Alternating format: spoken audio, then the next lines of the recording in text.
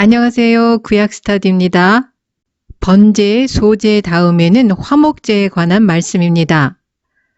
화목제 희생에 해당하는 히브리어는 제바흐 샬라밈입니다. 제바흐는 희생 제사라는 의미이고 샬라밈에 대해서는 샬롬과 연결해서 이해합니다.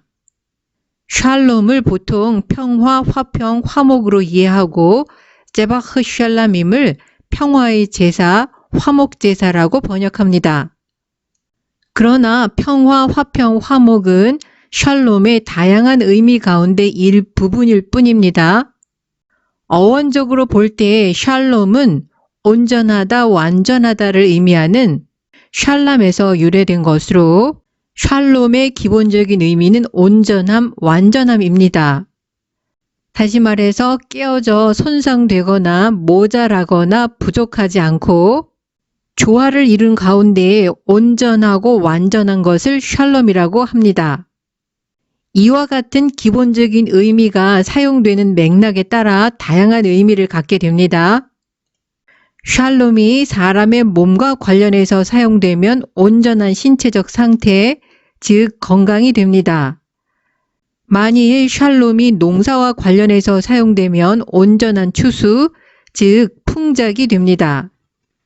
샬롬은 분쟁이나 갈등이 해소된 조화를 이룬 상태이기 때문에 인간 관계에 샬롬이 사용되면 사랑과 오해가 넘치는 관계가 되고 국제 관계에 샬롬이 사용되면 친선과 협력으로 이루어진 화평의 관계가 됩니다. 또한 민수기 6장에 기록된 하나님께서 명령하신 이스라엘 자손들을 위한 제사장의 축복에서 본문에서 말하고 있는 평강이 히브리어로 샬롬인데 제사장의 축복에서 샬롬은 하나님의 복과 보호하심과 은혜 베푸심과 동일시되어 있습니다. 곧 샬롬은 하나님이 주시는 복의 완성이자 결론입니다. 아마도 샬롬보다 더 좋은 인사와 축복은 없을 듯 합니다. 이스라엘 사람들은 지금까지 수천 년 동안 일반적인 인사말로 샬롬을 사용해 왔습니다. 그래서 JPS 토라 주석 시리즈 레위기 주석의 저자인 바룩 레비는 샬람임은 한 사람이 다른 사람에게 샬롬이라고 말하면서 인사할 때 주는 선물인데 하나님께 제사 드리는 문맥에서는 누군가 하나님 앞에 인사드리기 위하여 올 때에 하나님께 드리는 선물로 동물 희생 제물을 드리는 형태를 띠게 되었다고 주장합니다. 그런데 어떤 이들은 제바흐 샬람임을 친교의 제물로 이해합니다. 이들은 제바흐 샬람임의 중요성은 제사에 참석한 사람들이 하나님께 바쳐진 거룩한 고기를 함께 먹음으로써 발생하는 하나님과 사람, 사람과 사람 사이의 친교 행위에 있다고 보았습니다. 중요한 것은 화목제는 하나님과 화목하기 위해 드리는 제사가 아니라는 점입니다.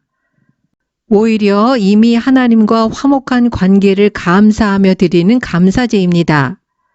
죄로 인해 하나님과의 관계에 문제가 생겼을 때 하나님과 관계를 회복하기 위한 제사는 속죄제와 속건제입니다.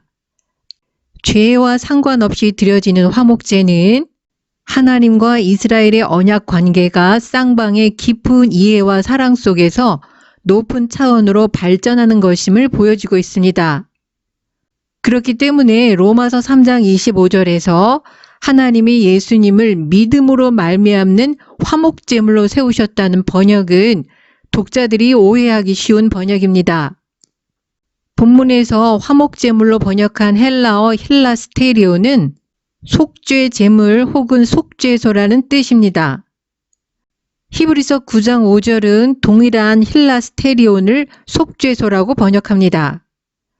따라서 로마서 3장 25절도 화목제물이 아니라 새번역 성경처럼 속죄 제물로 번역하는 것이 더 타당하다고 생각됩니다. 왜냐하면 화목제물로 번역하면 독자들이 레위기의 화목제와 동일시할 우려가 있기 때문입니다.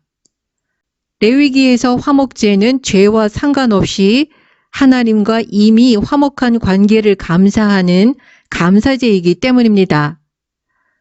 화목제는 번제와 같이 누구나 언제든지 하나님께 감사드리고 싶은 사람이 자원해서 드리는 감사제입니다. 또한 화목제는 이스라엘 백성의 역사에서 중요한 사건의 기념식 때에 번제와 함께 드려지기도 했습니다. 특별히 오순절에는 공적인 제의의 한 부분으로 드려지기도 했습니다. 그럼에도 불구하고 화목제는 가장 개인적인 성격이 강한 사적인 제사였습니다.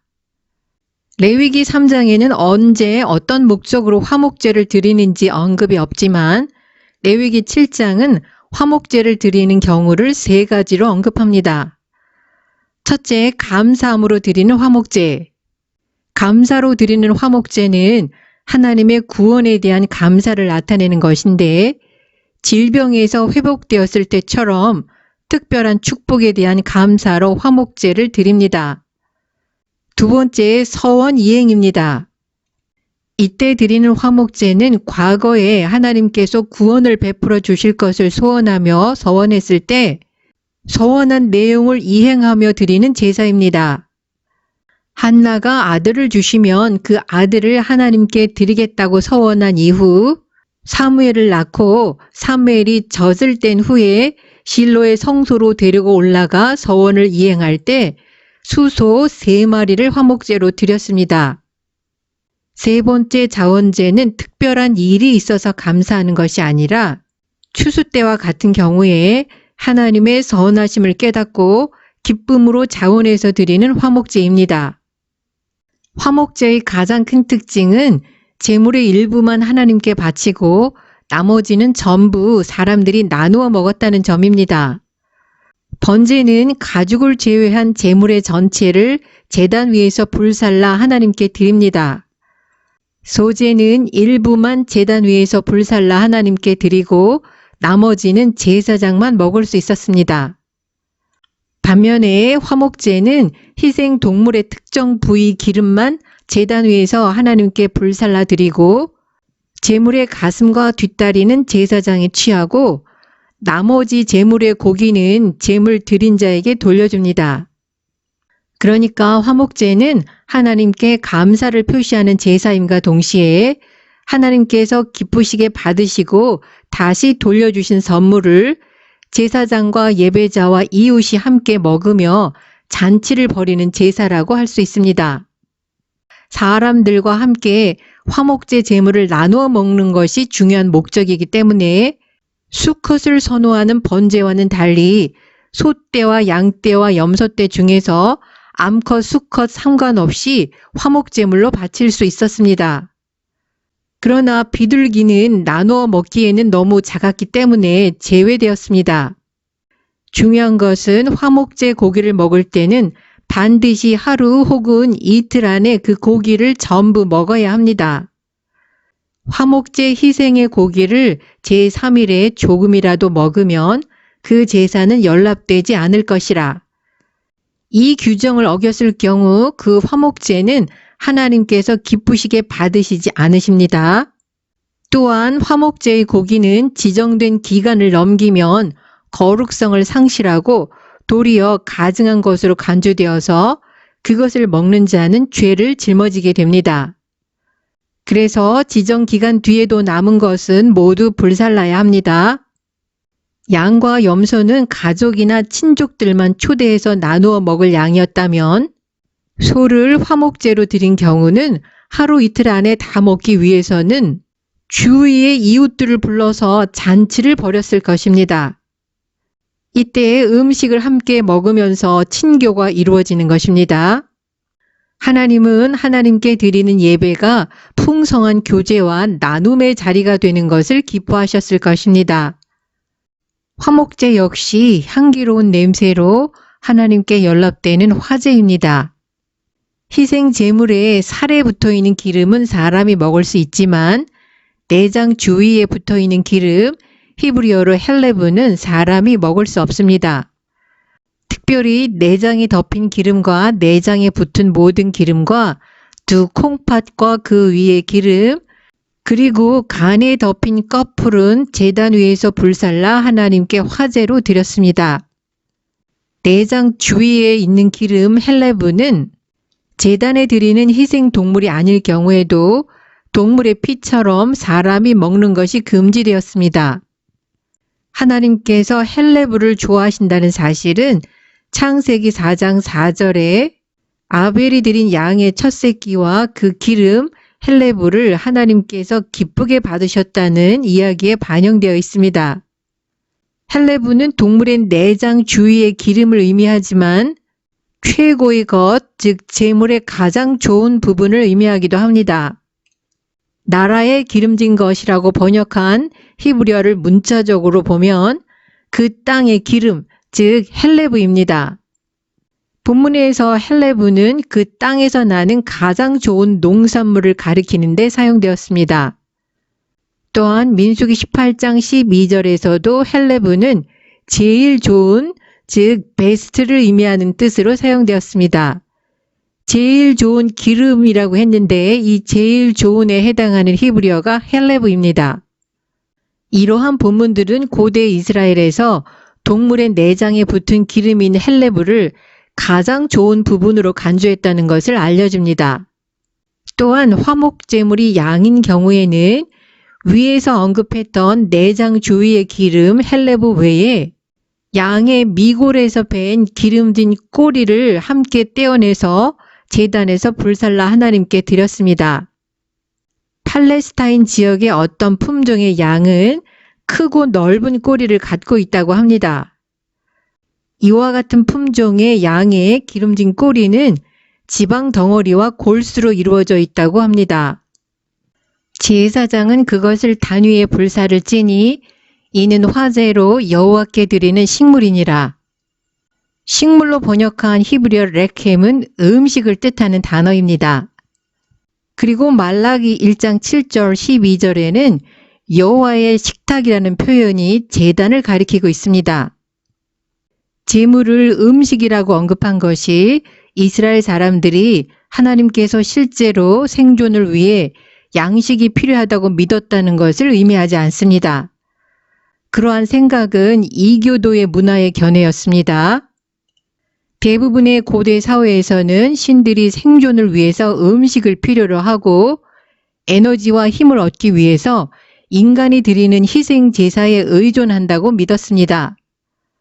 그러나 이러한 관념은 고대 이스라엘의 신앙과 양립할 수 없다는 점은 시편 50편 12절 13절에서 분명히 드러나고 있습니다.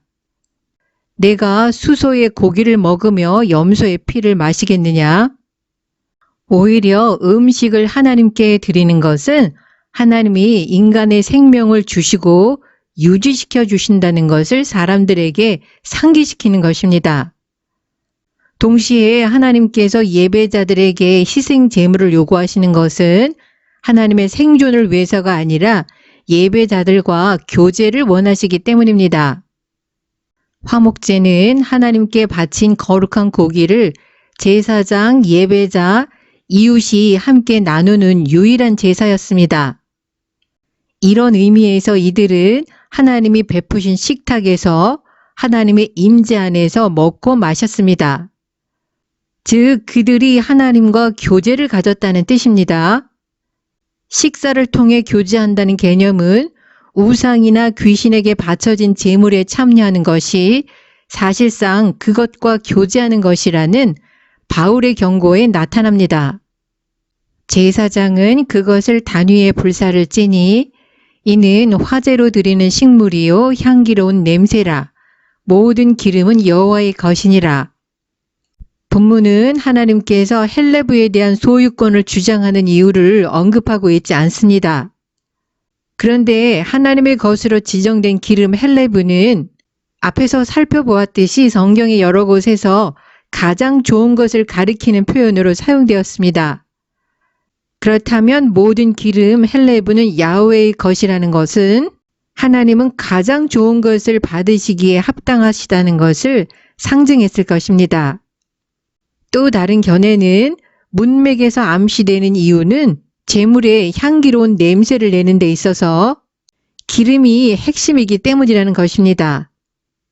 너희는 기름과 피를 먹지 말라. 이는 너희 모든 처소에서 대대로 영원한 규례니라. 본문에서 식용이 금지된 기름 역시 헬레브, 즉 제단 위에서 불살라 하나님께 드리는 내장 주위의 기름입니다. 그리고 죄와 상관이 없는 화목제의 경우에도 피는 먹어서는 안 되고 제단 사방에 뿌려야 합니다. 헬레보와 피의 식용 금지 규정은 성소에서 제사를 드릴 때에 국한된 것이 아닙니다. 이스라엘 자손들이 집에서 그들의 사적인 삶에서도 지켜야 하는 의무 규정입니다. 피의 식용 금지에 관한 이유는 레위기 17장에 언급되어 있습니다. 첫째 이유는 생명이 피에 있기 때문에 피를 제단에 뿌려 생명을 위하여 속죄하게 하셨기 때문입니다. 두 번째 이유는 육체의 생명은 그것의 피이기 때문에 생명의 주관자인 하나님께 피를 돌려드리며 인간이 생명에 대한 하나님의 주권을 침해하지 않았다는 것을 뜻하는 것입니다. 화목제는 죄와 상관없이 하나님이 주신 샬롬, 건강, 풍요, 평화 등을 감사하기 위한 제사입니다. 백성들이 화목제를 풍성히 드린다는 것은 그 공동체에 샬롬의 복이 풍성한 것을 나타내고 그만큼 제사장들에게 돌아가는 재물의 양도 많아졌을 것이며 공동체 안에 가난한 이웃도 화목제 잔치에 참여할 기회가 많아졌을 것입니다. 이런 점에서 화목제는 신학적 차원 외에 수평적인 나눔의 차원을 갖는다고 볼 수 있습니다. 오늘 영상은 여기서 마치겠습니다. 시청해 주셔서 감사합니다.